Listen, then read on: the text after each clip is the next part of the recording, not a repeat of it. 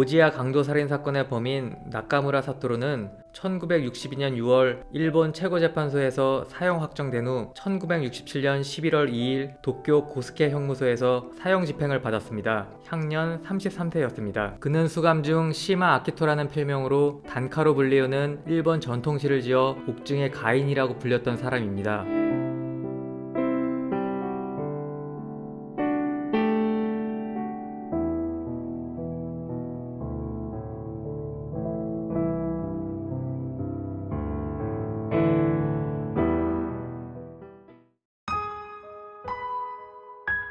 그는 1934년 북한에서 태어났습니다. 부친은 북한과 만주에서 경찰관을 하였는데 일본이 패망하기 전 일가족과 함께 니가타현 가시와자키시로 돌아왔습니다. 패전 이후 부친은 경력 때문에 공직사회에서 추방되었고 모친은 궁핍한 생활 속에서 결핵으로 사망하였습니다. 그는 가난한 유년기를 보내며 체구가 작고 몸이 약했고 중이염, 백일해, 내막염 등 많은 병치레를 하였습니다. 학창시절에는 꼴찌를 도맡아 언제나 교사에게 꾸중을 들었습니다. 그의 말에 의하면 전응아 취급을 당하였다고 합니다. 중학교를 졸업한 그는 유리공장, 세탁소 등에서 근무하였으나 어느 것도 오래 하지 못하였습니다. 결국 그 과정에서 반복된 비행을 저지르다가 강도살인 미수로 특별소년원에서 20세까지 복역합니다. 소년원에서 나온 후에도 계속된 두통 등의 이유로 일하기 싫게 되자 감옥에 들어가기 위하여 빈집에 불을 질렀습니다. 그 결과 징역 4년을 선고받고 마스야마 형무소에서 복역하게 됩니다. 그는 히스테리성 성격 이상자로 진단받아 의료 형무소에 수용되었고 1958년 10월 출소하지만 그대로 다음해 2월까지 정신병원에 강제 수용됩니다. 그리고 그는 4개월 만에 정신병원을 퇴원한 후 빈곤한 부친과 함께 살게 됩니다. 그는 시내의 연마 공장에서 견습공으로 근무하지만 적응하지 못하여 직장과 가족에서 설 자리를 잃게 되자 도쿄에 가고 싶다며 가출을 한 뒤 여기저기를 방랑하게 됩니다.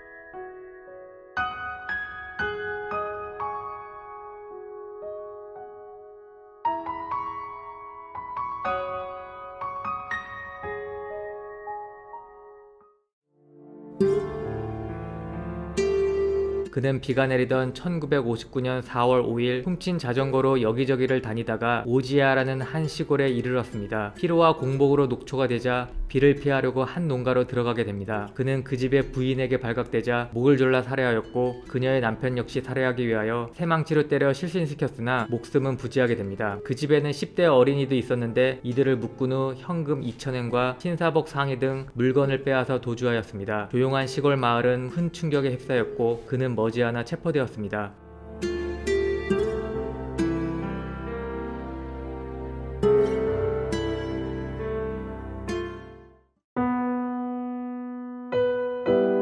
그는 1960년 3월 니가타 지방법원소 나가오카 지부에서 강도살인, 살인미수 등의 죄로 사형을 선고받았습니다. 재판부는 다수 강력 사건을 저질러 장기간 수용 생활을 하였음에도 불구하고 또다시 이 사건 범행을 저질렀다는 점에서 정상 참작의 여지가 없다며 사형 선고의 이유를 밝혔습니다. 그는 항소하나 항소 기각되었고 상고 역시 1962년 6월 일본 최고재판소에서 기각 판결을 받아 사형 확정됩니다.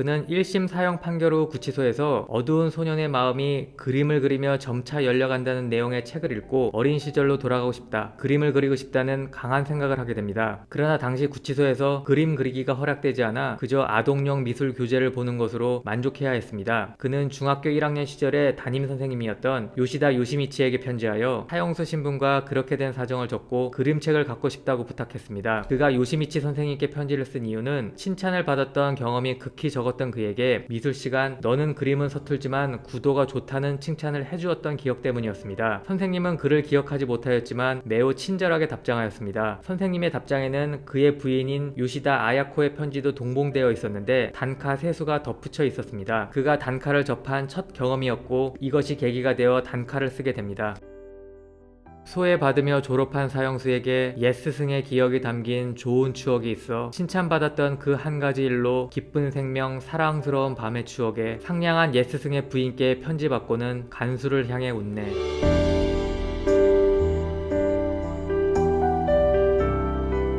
그의 재능을 읽은 아야코 부인은 단카 투거를 권하였습니다. 투거 수가 늘어나면서 작가로서의 역량이 커져갔는데 결국 소설 신조의 1960년 12월호에 그의 단카가 입선합니다. 그리고 1963년 7월 마이니치 가단상에 당선되기 이릅니다. 마이니치 가단 편집자이자 그의 단카 스승 구보타 우스버는 다음과 같이 평하였습니다. 그의 노래 주제는 자기 생명에 대한 애석함이다. 생명에 대한 애석함을 직시한 노래는 많은 이들의 심금을 울린다. 작자의 과거를 제외하더라도 추천할 만하다고 생각하여 선정했다. 그는 1962년 12월 지인에게 편지를 보냅니다. 후회에서 반성으로, 반성에서 실제로 진실하게 살고 싶다고 생각하고 있습니다. 사형은 당연한 일이니 어쩐지 부당한 것을 받아들여야 한다는, 받아들일 수밖에 없다는 생각을 버려야 합니다. 사형수이기 전에 강도 살인범이라는 것, 피해자의 생명은 저의 죽음보다 몇백만 배는 아까울 만큼 존귀한 생명이라는 것을 반성해야 합니다.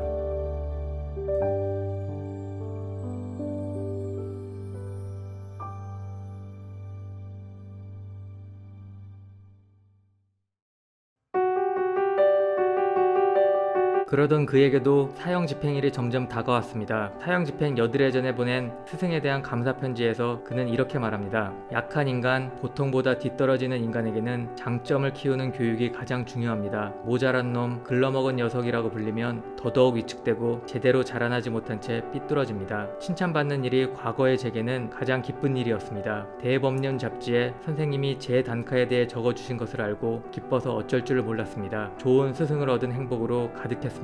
그는 사형 집행일인 11월 2일 전날 밤에 그를 단카로 이끌었던 요시다 아야코에게 작성한 유서에서 이렇게 말합니다. 사모님, 드디어 이별입니다. 미련이 남는 것은 역시 가곡집의 출판이 사후에 이뤄진다는 것입니다. 피해자인 스즈키님에게 보내는 사과문을 동봉하오니 대신 보내주시기 바랍니다. 저의 아버지와 동생에 관한 것은 되도록 알려지지 않도록 지켜주세요. 아버지도 가엾은 피해자입니다. 단카를 알게 되어 좋았다 생각하며 감사하고 있습니다. 저는 사형을 받아들여 속죄로 삼는 것 밖에는 길이 없다 포기하고 있습니다. 과거는 조용히 깊이 새기고 있습니다. 긴 시간 보내주신 두터운 정에 감사드립니다. 고맙습니다. 11월 2일 아침. 피해자에게 보낸 사과문에서 그는 이렇게 말합니다. 오랜 시간 사과를 드리지 않고 지내왔습니다. 대단히 죄송합니다. 오늘 처형을 받게 되어 이제 깊이 사죄드립니다. 저지른 죄를 마지막까지 후회하고 있었습니다. 돌아가신 부인에게 전해주십시오. 저는 아무리 사과해도 부족하며 그저 깊이 후회할 뿐입니다. 제 죽음으로 조금이나마 마음의 치유가 되기를 원합니다. 참으로 면목없는 일이었습니다. 여기에 적어 사과를 대신합니다. 모든 분들의 행복을 기원합니다. 11월 2일 아침, 지바 사토루.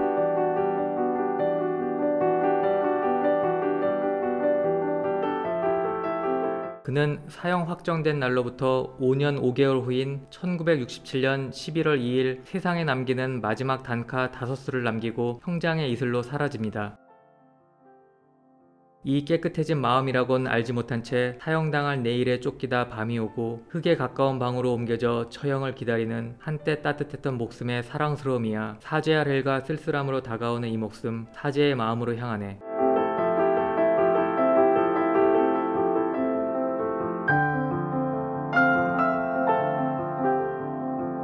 그는 사형 직전 마지막 기도를 올립니다. 바라옵건대 정신박약자나 가난한 아이들에 소외되지 않고 어릴 적부터 이 사람들에게 올바른 인도와 하느님의 은혜가 베풀어져 저와 같은 어리석은 자의 죽음 후에는 사형이 폐지되더라도 범죄 없는 세상이 세워지기를, 저보다 한층 더 괴로운 입장에 있는 사람들에게 신의 은혜가 내려지기를 기도합니다.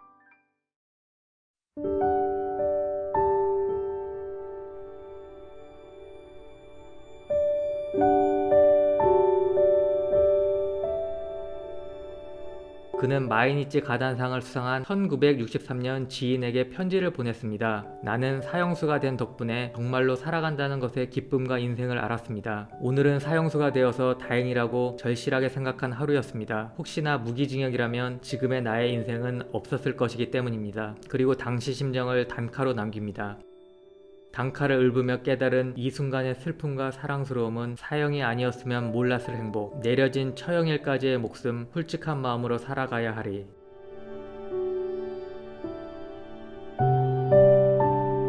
사형이라는 극형이 그로 하여금 죽음을 마주보게 하였고 삶이 얼마나 소중한지 느끼게 해주었습니다. 아울러 그의 손에 죽어가는 상황에서 생에 대한 강한 집착을 보였을 피해자의 애끓는 심정을 뼈저리게 공감하게 만들었습니다. 그 스스로 인정하였듯이 사형이 그를 참회와 반성으로 이끌고 단칼을 통해 삶의 의미를 발견하게 하는 계기가 되었습니다. 그의 편지글처럼 몇백만 배는 아깝고 존귀한 피해자의 생명을 앗아간 죄에 대하여 죽음이야말로 그가 피해자에게 할 수 있는 유일한 속죄였습니다. 피해자는 가족들에게 사랑한다, 고맙다는 말도 하지 못한 채 비명 속의 세상을 마쳤으나 그는 죽음을 준비할 기회를 가졌다는 점에서 운 좋은 사람이었습니다.